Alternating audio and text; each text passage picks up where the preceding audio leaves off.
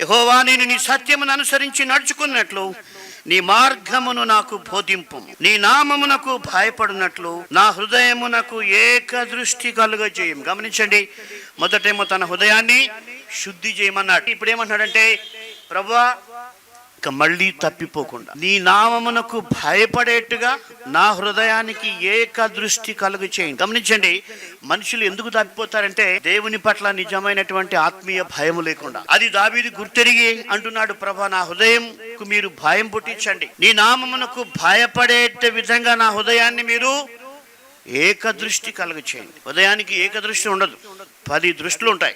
ఇంకా కొంతమందికి ఇంకా ఎక్కువే ఉంటాయి. ఏదో మాట్లాడుతుంటారు, ఏదో చేస్తూ ఉంటారు, ఎక్కడెక్కడో ఉంటాయి తలంపులు.